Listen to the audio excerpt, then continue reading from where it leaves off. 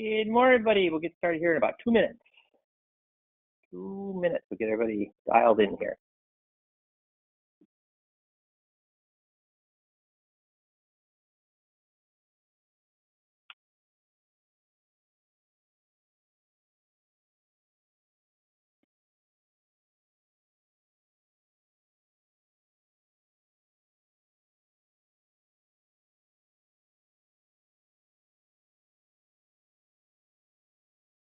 Good morning, everybody. We'll get started here in about a minute and a half. Get everybody dialed in.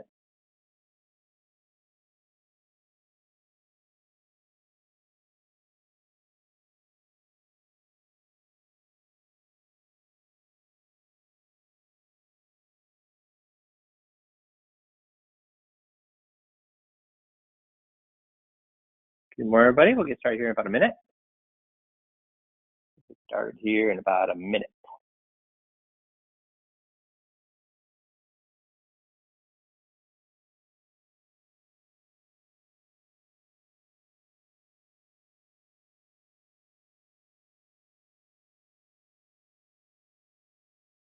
Good morning, everybody. We'll get started here in about 30 seconds. Get some stragglers here dialed in.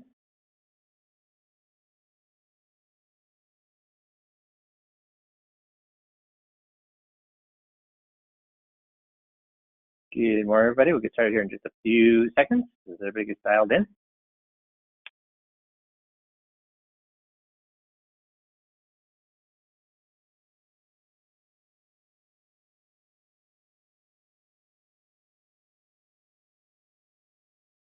Okay, we'll get started. Good morning, everybody. Hope you had a good autumn weekend and things are good. And those of you in the southeastern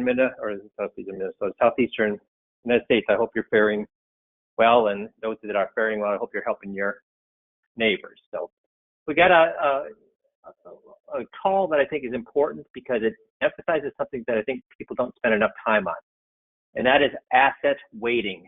Asset weighting when we talk about the 21-point checklist. And right now, why do you think I think asset weighting is something we should really concentrate on? So this has nothing to do with the 21-point checklist, it just has to do with common sense and what's been happening. Why do you think asset weighting is an important thing to focus on right now? See if we can get any good answers here. When talking with clients too, and prospects, why is asset weighting an important thing to be talking about right now? Where is the market, guys? Where is the market?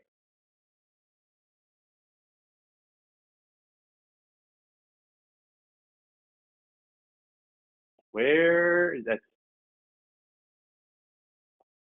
That's right, it's way, way up. Way, way up. So where do you think everybody's asset weighting is? Overweighted in secure things or overweighted in things that have variable principal? Obviously, they're overweighted because people have been getting great returns in the marketplace. Now, it's important because human nature is what it is. When do people want to put more money into the market?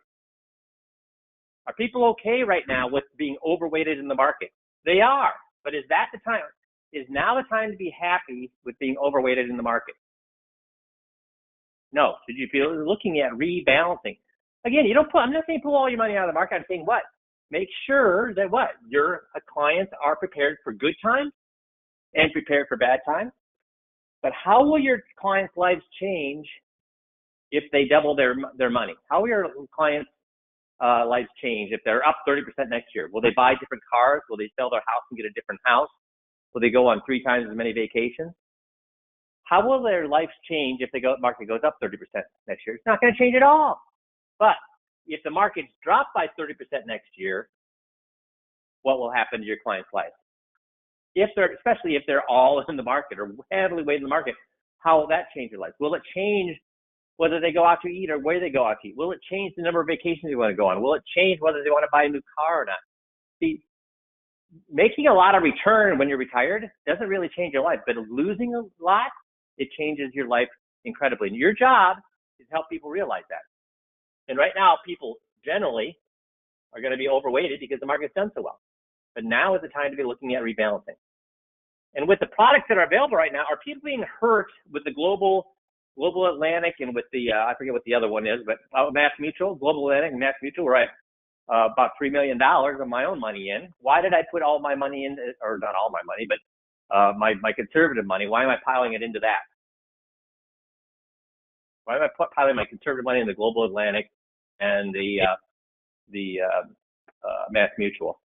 Are you being hurt by moving your money into those products when they have long-term stability? Yeah, long-term stability by what?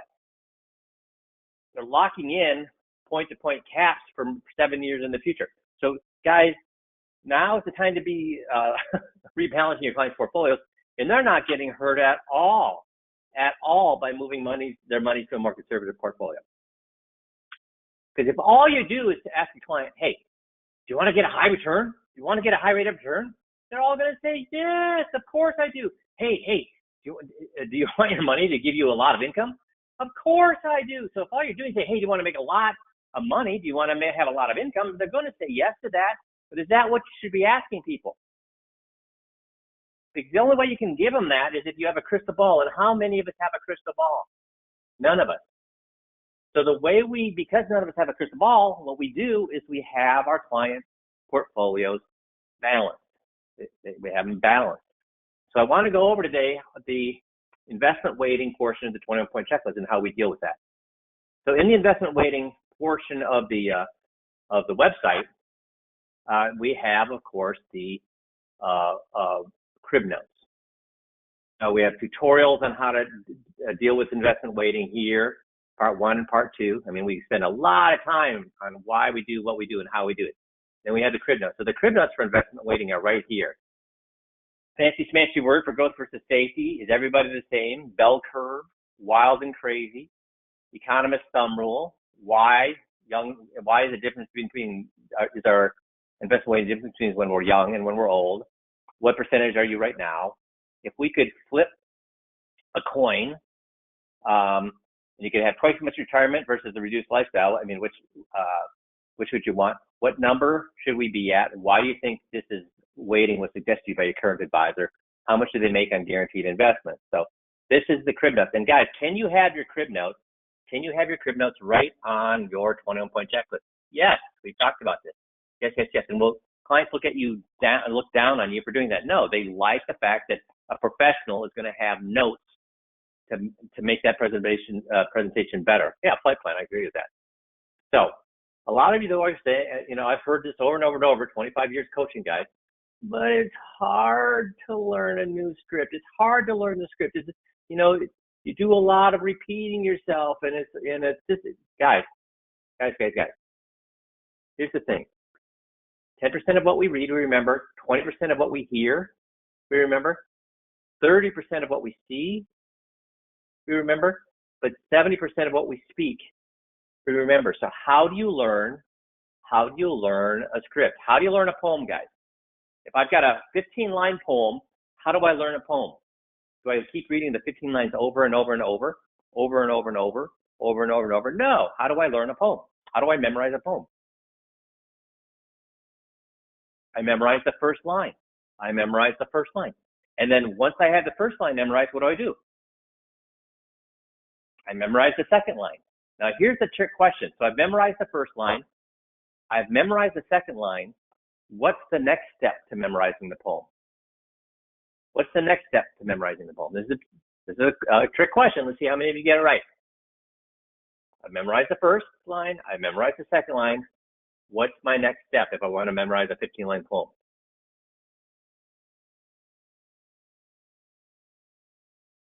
Do I want to forget the first line?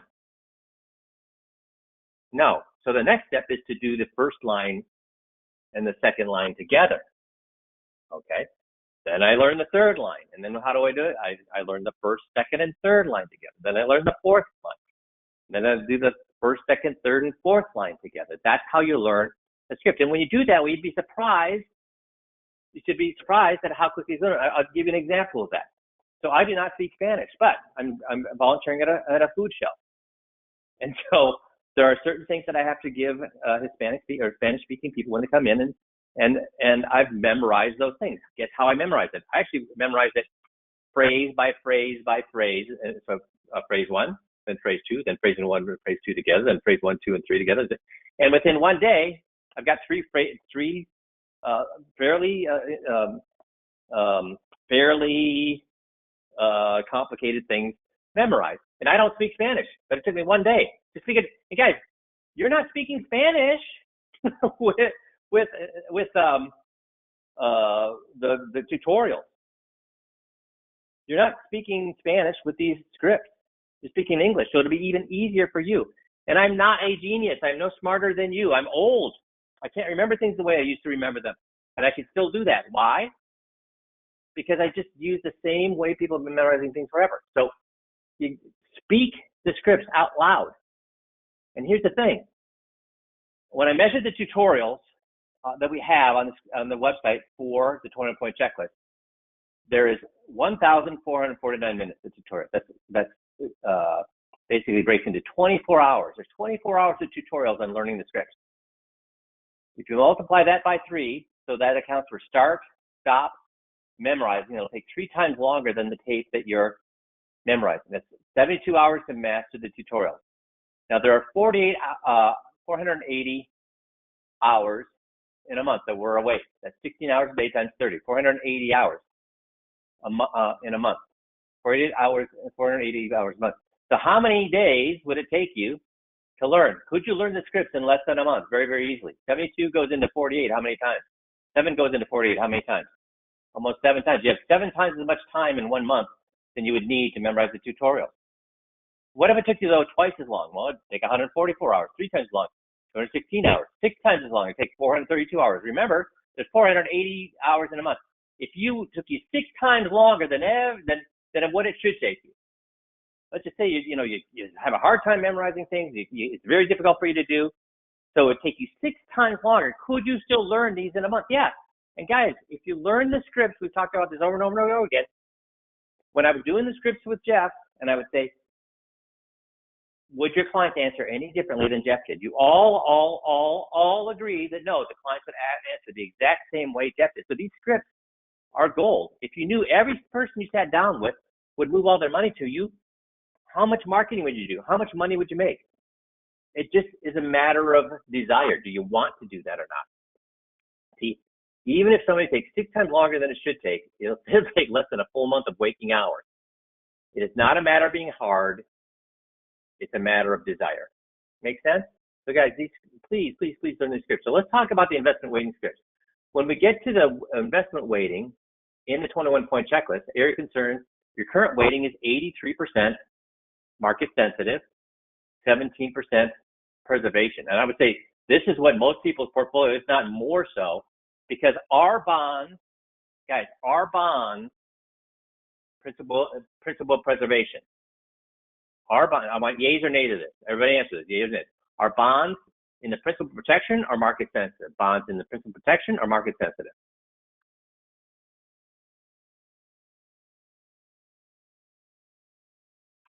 That's right. Everybody's getting it.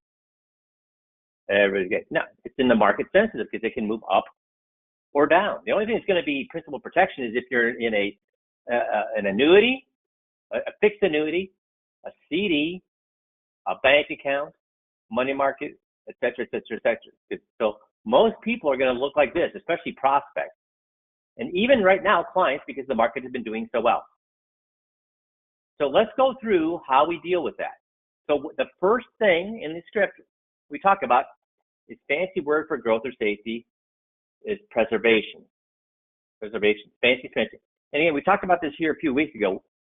Do I want to act like I'm smarter than them? Do I want to use lingo that only market professionals know? No, I have to apologize for that. So it's a way for me to apologize and say, yeah, I mean, the first thing, when we look at this graph, it says market preservation, but that's just a fancy word for market preservation. That's just a fancy word for guaranteed that you can't lose value.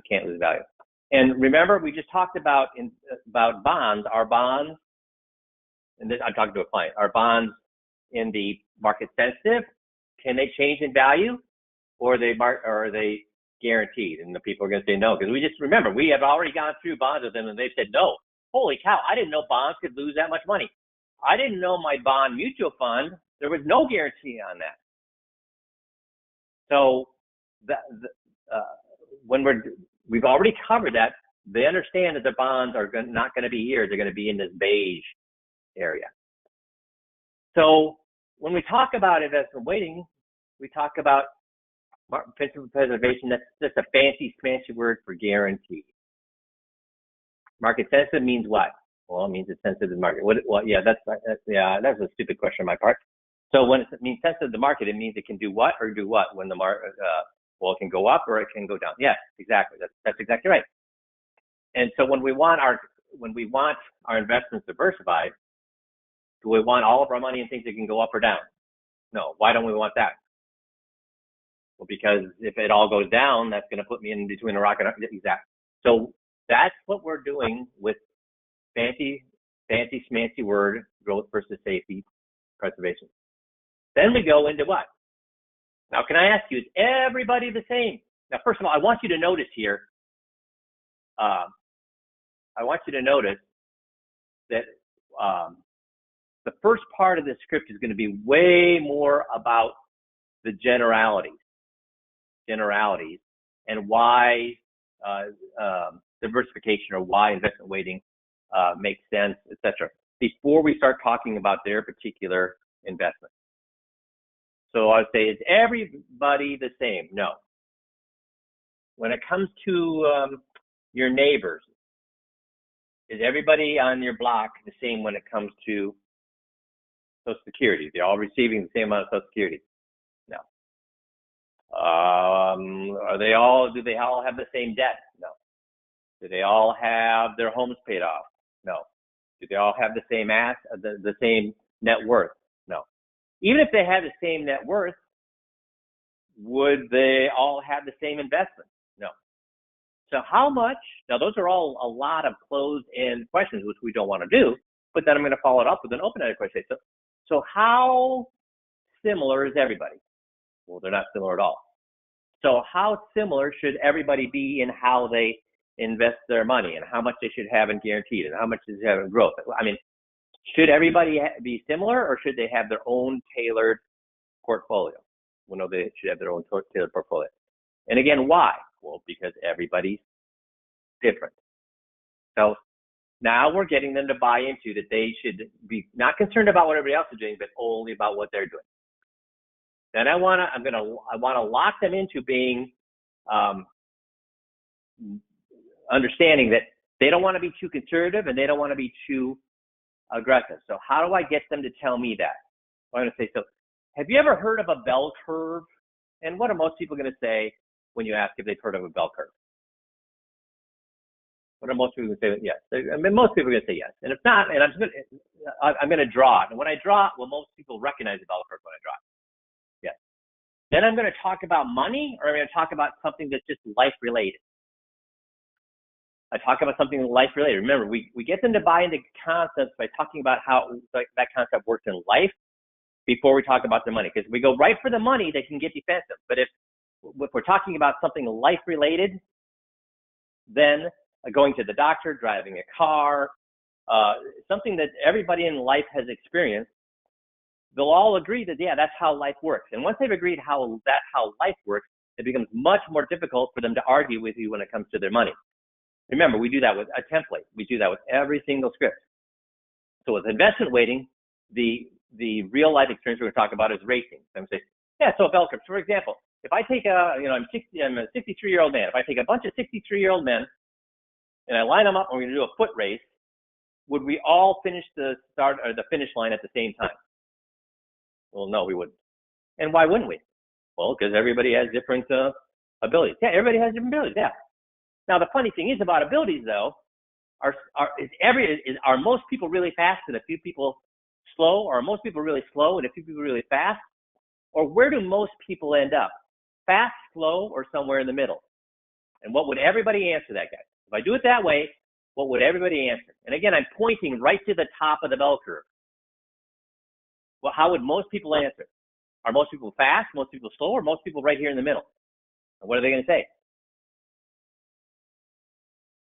What are they going to say to that? Most people are in the middle. Yeah, most people are in the middle. And then on the slow end, there's some people that are very slow. And on the fast end, there's some people that are what? Well, some people are very fast. But most people are what? In the middle. So how many times have I had them say that most people are in the middle? 3, 4 times. So then I'm going to go to, and that is the same when it comes to people and their money. So now we're into what? Wild and crazy or stick in the mud. And here's where I use exaggeration to make sure they don't say they're ultra conservative or they don't say they're ultra aggressive. I'm going to use the ridiculous to make sure they don't say that. I say so when it comes to investing, some people are aggressive, some people are really conservative, and most people are where? We're most people in the middle. Yeah, I mean, when we talk about aggressive people, these are people who will take their money, take their Social Security check, go down to the casino, bet it all on red, hoping to double it. They do when they get their check. How many people do you think that do that? Well, hardly anybody. Yeah, hardly anybody. And then the people who are really conservative, they're the people who take their money, put it into gold, bury it in the backyard. How many people are like that? Well, I would assume not very many of that either. Yeah, so no, there's a few people that are aggressive. There's a few people that are ultra stick in the mud conservative, but where are most people? Well, in the middle. Yeah, and where would you consider yourself? Now, guys, when I ask that, how many people are going to say they're ultra aggressive? How many people are going to say they're stick in the mud conservative? What is everybody going to say? They're going to say, no, I'm somewhere in the middle. Yeah, somewhere in the middle. It may be a little bit more conservative, a little bit more aggressive, but you're going to be somewhere where? Right in this part, right here, this middle. And then we're looking at that bell curve again. So do you see how many people so far, how many people are not going to answer the way you want them to answer? So closer to 100% of people are going to not answer the way you want, or closer to 0% are not going to answer the way you want? Which way? Are most people, so give me, which way? That's right, almost, basically nobody's going to answer except the exact way I've asked them to answer. So do you see how when you follow these scripts, I predicted in 1997 what they're going to say 27 years in the future. That's why these scripts are so powerful. And guys, so far, is this script really hard so far? The script that I've done with you, is it really that hard?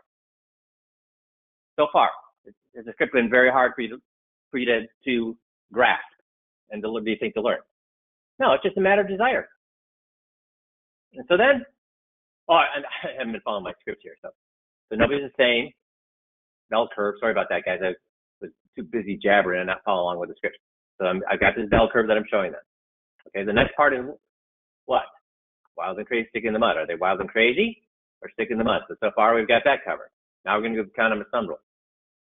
So economists, when they understand that not everybody, we said everybody's the same or not everybody's the same? Well, not everybody's the same. Yeah, so some people are a little bit more what? Aggressive, and a little bit more what? Conservative. I mean, or very, very few people are super aggressive or super conservative. Most people are somewhere where? In the middle.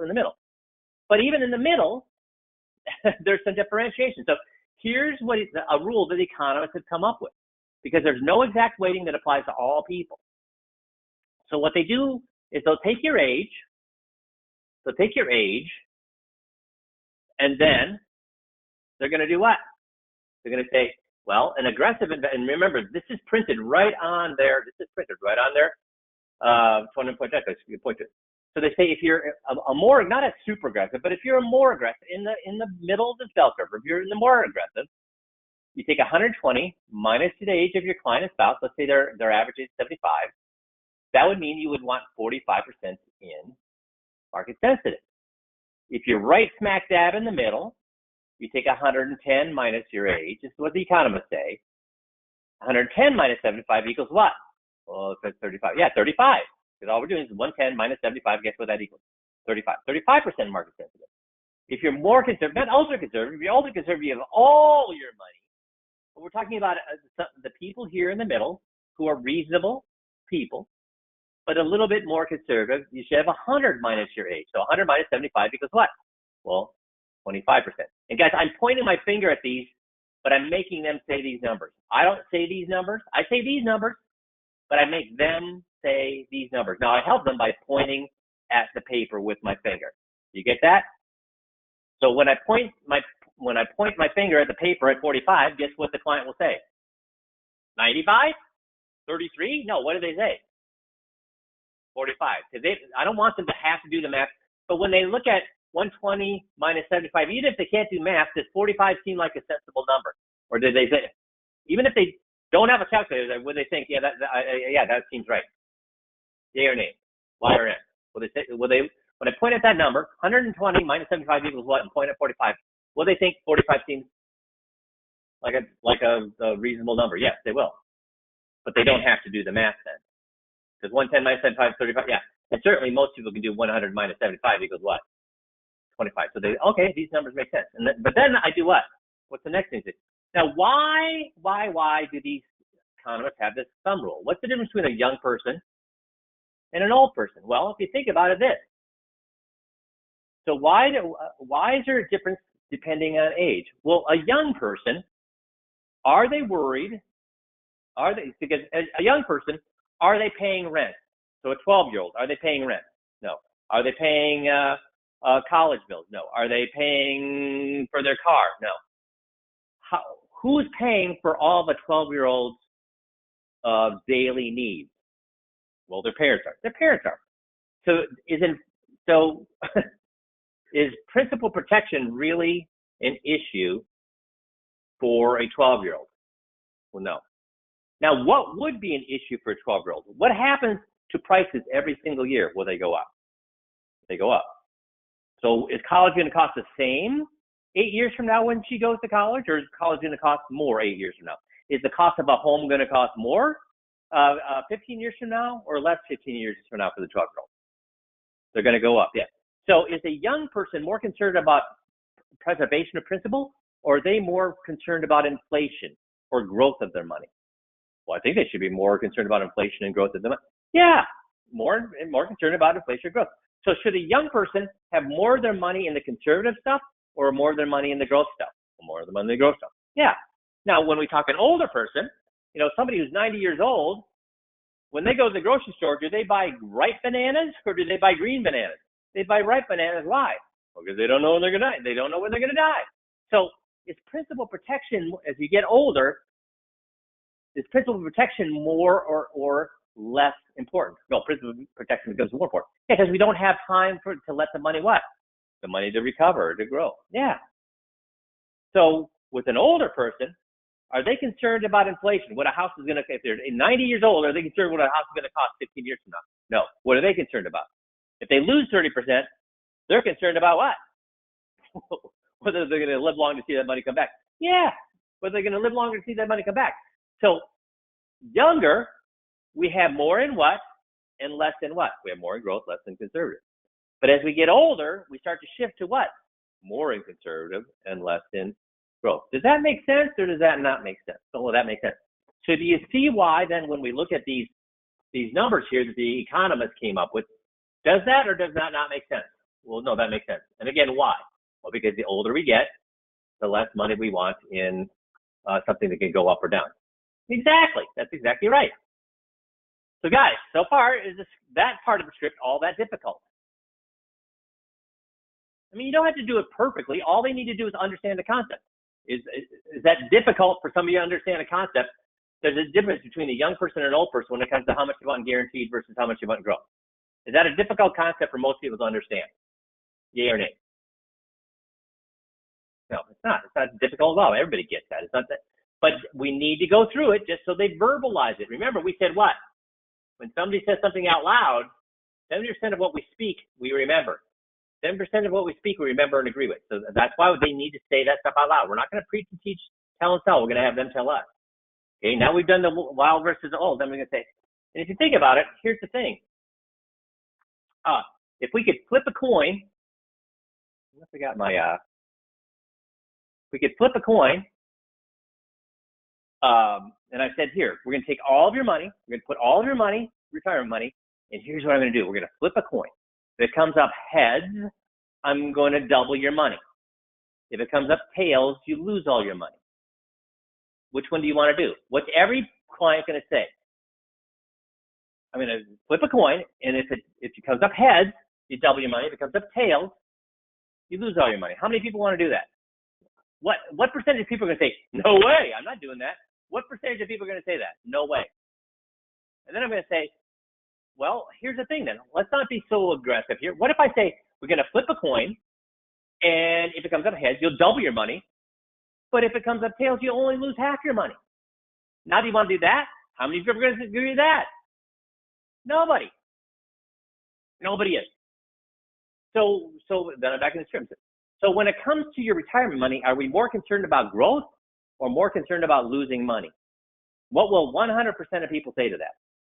So when it comes to our retirement dollars, are we more concerned about growth or are we more concerned about losing money?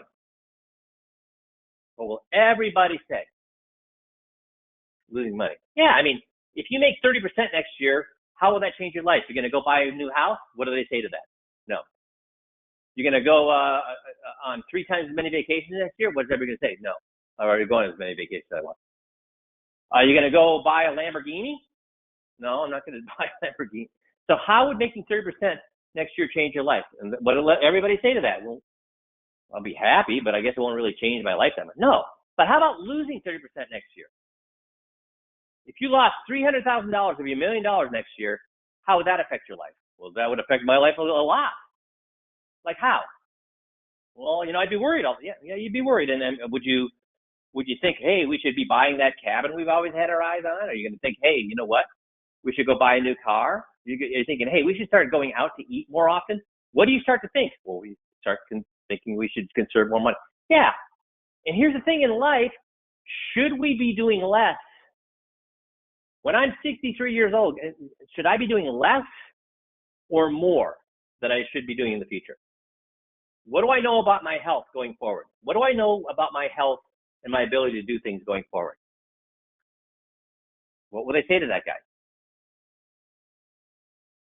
Am I going to be getting healthier and healthier and healthier in the future, or do my chances of having something happen which will affect my ability to do things go up and up and up? So if there is something I want to do, if I want to go on a dream vacation, when should I do it? If I want to go on a dream vacation, when should I do it? Now? Or should I wait for, if the market goes down 30%, wait for it to recover 5 years from now? 2 years from now? When should I go? If I want to go on that vacation, when should I go on that vacation? Now. So should I be waiting? If the market does not cooperate and goes down, do I want to be in a situation where I cannot do something because the market's down? No. And that's why we make sure we have assets waiting appropriate, so we don't have to worry about that kind of stuff. So again, we must have growth, we must have safety, but in retirement, we're more worried about what? Well, safety. Growth too, but more worried about safety. Yeah, you put it perfectly. Growth, yes, but more about safety. So what number should we be at again? When we looked at these numbers that the economists gave us, what number did you decide you were? You were, obviously you're not 100% in the growth, you're not 100% in safety, that's stick in the mud conservative and wild and crazy, and you said you're stick in the mud conservative, wild, crazy, or you said you're somewhere in the middle? Well, we said we're somewhere in the middle. But in the middle, these are the middle people, these are the reasonable people, these are the smart people, these are the people that get how life works. Would you put yourself more towards the aggressive or more towards the conservative of the reasonable people? Now, everybody chooses whatever they want, but it doesn't matter, whatever they choose. Okay, so you should have how much? Then I get them to say, you should have how much then? You should have how much then in, and they'll say the number they should have. They'll say the number they should have. And yet we're at what, folks? What does it say you're at? Well, we're at 83%. So you should be at what? We should be at 45. And you're at what? 83. So what does that tell you? Well, it tells me we need to be making some changes here. Yeah. And what kind of changes? Well, we need to be moving more towards the conservative. Yeah, we need to be more towards conservative. And here's the great thing. There are so many ways today now where you can go into guaranteed things that still have growth potential. So you don't even get hurt by going conservative. Would that be something that'd interest you? Yes, it would. I mean, how does that work? Well, remember we talked about earlier in the meeting that we're here about solutions, or just here about what you like and don't like, or what we like and don't like. And what you like and don't like right now about your asset weighting is what? We don't like that we have so much at risk. Yes. So we'll talk about, so now that I know that, I can go back and start to design some programs here, but I don't want you to think, oh my gosh, we're going to have to bury a bunch of money into a rock in the backyard. No, there are many opportunities for you to grow this principal protection that will not hurt your growth potential. And that would be or not be something we'd want to look at. No, we would want to. But right now, you are way out of what? We're way out of balance. We're way out of whack. Yeah. So that's something you should or should not address. Should. And why again? Well, because in retirement, we don't want to be too aggressive. We're more concerned about not losing money than making it. Exactly. That's exactly right.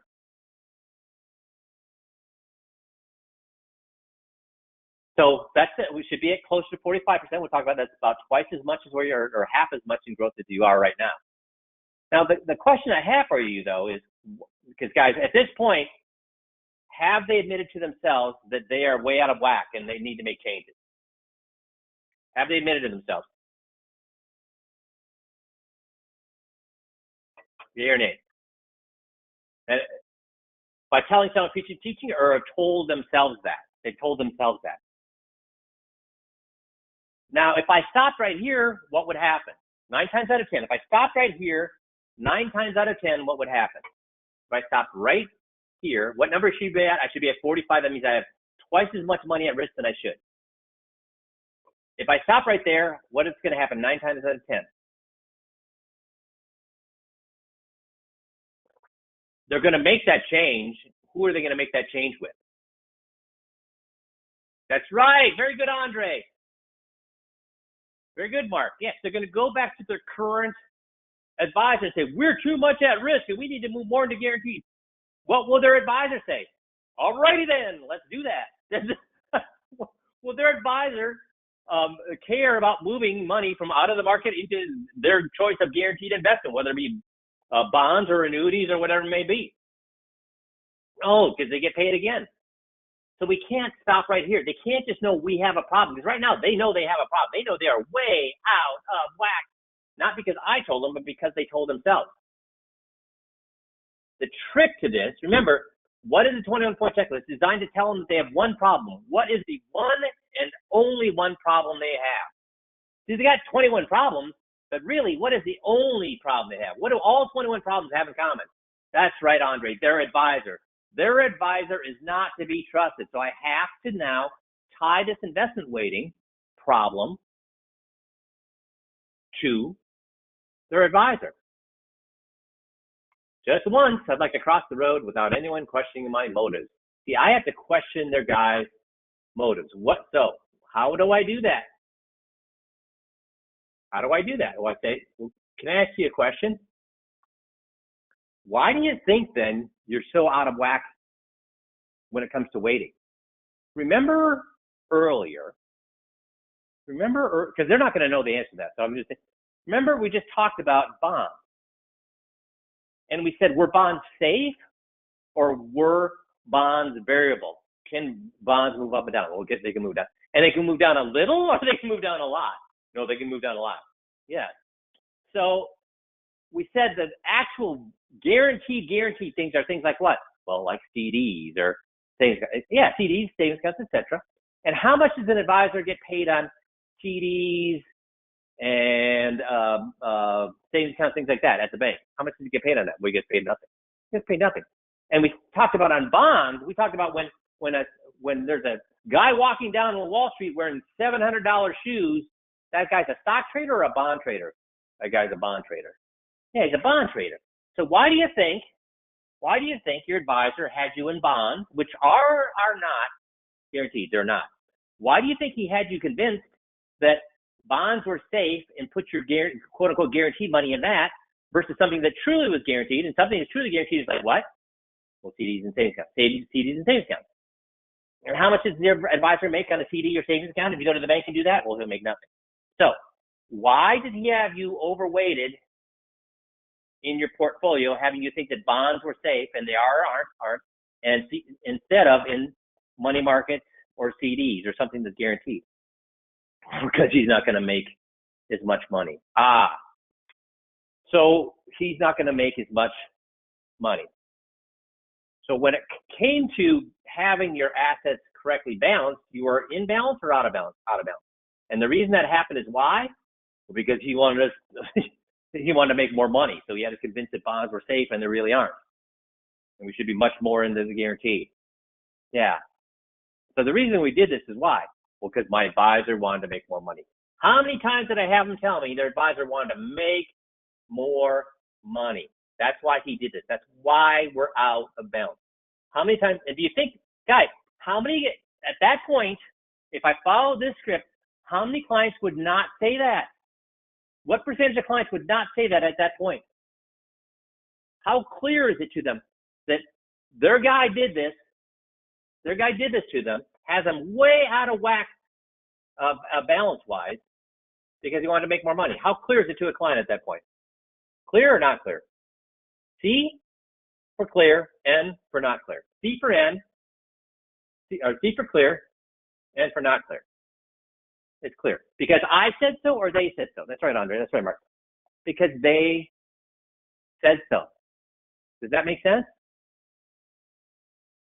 Now, if they hate their guy and they have to rebalance, what's that going to do for you? Who are they going to rebalance with? If they hate their guy and they have to rebalance, they have to go to who to rebalance? They have to go to who to figure out what to do with their money. They're not going back to the guy because they hate their guy.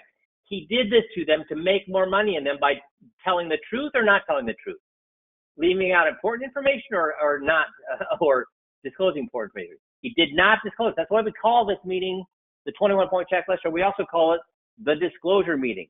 Was it disclosed to the client that bonds were not safe? No. Was it disclosed to the client by their current advisor how out of whack their investment weighting was? No. And why did he not disclose this thing? To make more money. So they don't want to do, they want to rebalance, but they don't want to do it with the guy. They want to do it with you. Does that make sense? Does that make sense? So the story of success is being out, pointing out the differences of between their current situation and why they were put in there, the motive of their current guy.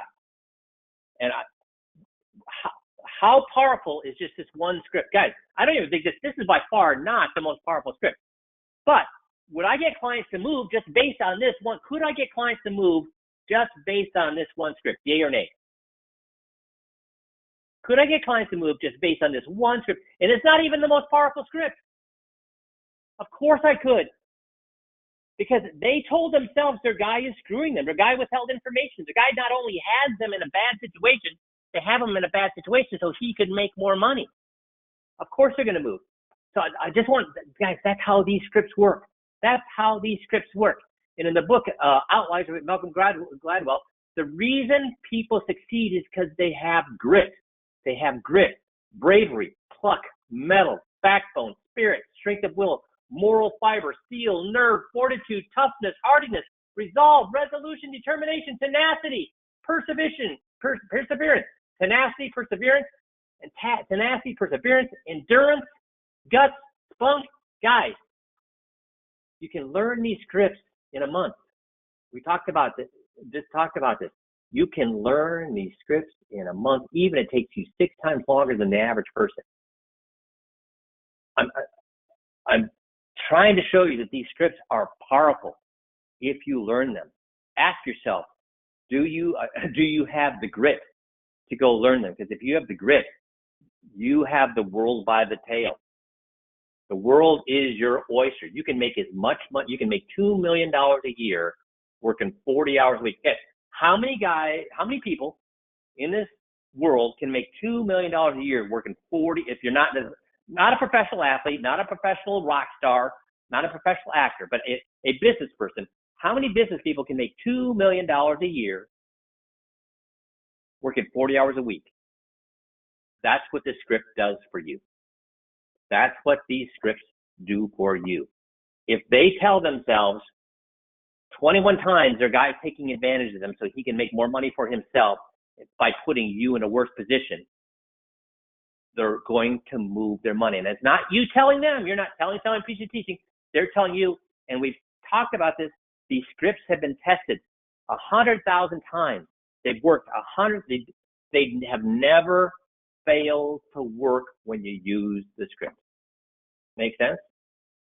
So the question I have for you today is, would you like to continue to, not every single week, but tear apart each one of these scripts, like, one every couple of weeks or once a month or whatever, or how many times you guys got to give me feedback and how often you want to tear these scripts down point by point by point to help you learn. Because the one thing I'll ask you, by going through the script like this, does it make the script seem easier, or does it make the script seem more unattainable? So E for easy, U for unattainable. So I've got one easy. Everybody answer. Does tearing down the scripts like this make it seem easier or more unattainable? So I got two easy. Come on, three easy. Okay, four. Okay, everybody's saying easier. Good. So is this something that would bore you to go over it, or to take these scripts and kind of tear apart one by one on a regular basis? Would you like to see that, or is that going to be just beating a dead horse? Yeah. Okay, everybody's saying, okay, good. Well, here's the thing. I love doing this because I want you guys to feel empowered to use them.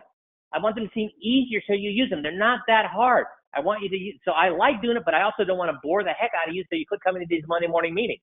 I want you to be on these meetings. So that's why I'm asking you. I mean, I'd love to keep doing this with these scripts as long as you don't get bored and you think that this is a waste of your time. So I'm getting everybody saying that that's a good thing or not a good thing.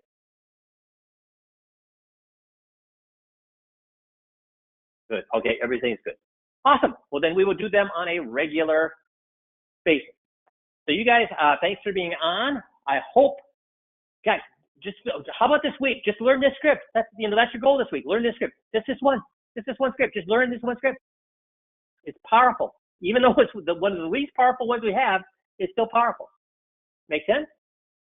Awesome. Then you guys have a fantastic rest of this week, and we'll talk to you all next Monday. Thanks, everybody. Have a great one. Bye-bye.